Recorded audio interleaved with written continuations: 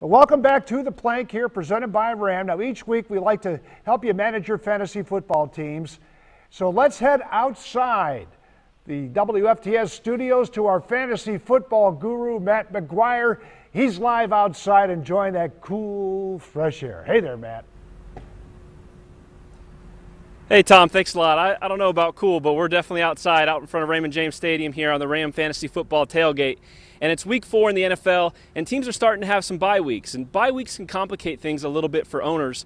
A lot of fantasy football owners will take that into consideration on draft day. You know, if they're drafting a star running back, they'll look for a backup that maybe has a different bye week.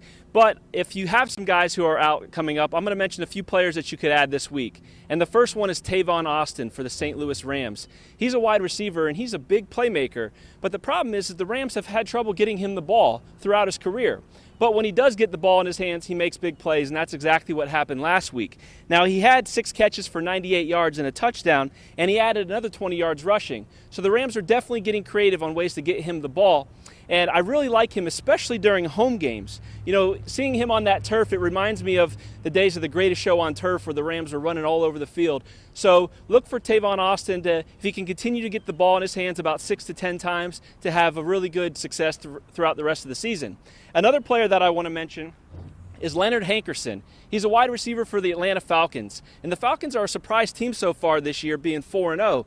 And everyone knows about Julio Jones and Roddy White at the wide receiver position there in Atlanta. But Leonard Hankerson's a guy who's come on really strong this season. In fact, he's kind of supplanted Roddy White as that number 2 wide receiver behind Julio Jones for the Falcons. And if you look at the targets for Roddy White compared to Leonard Hankerson, Hankerson's actually had 29 targets this year compared to White's 13. So that means Hankerson, I think, is going to get the majority of the production at that number 2 wide receiver. And if you look at his average, 75 yards a game over the last 3 weeks with 2 touchdowns. Last week he had a big game with 6 catches, 103 yards and a touchdown.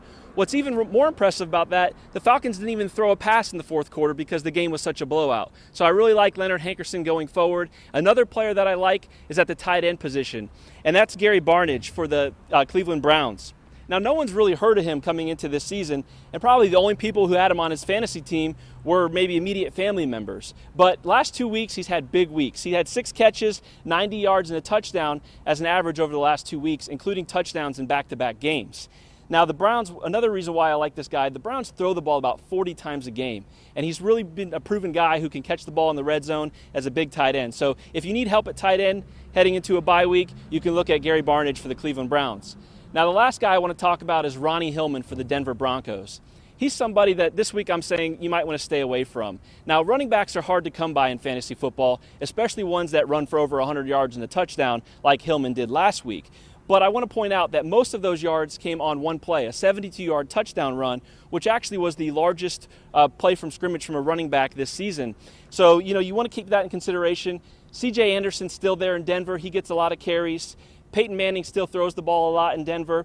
And Denver's only averaging 78 yards a game running. That's 4th worst in the NFL. So when you take all that into account, I'm not too big on Ronnie Hillman. Well, Tom, that's all I've got for the Ram Fantasy Football Tailgate this week. Back to you in the studio.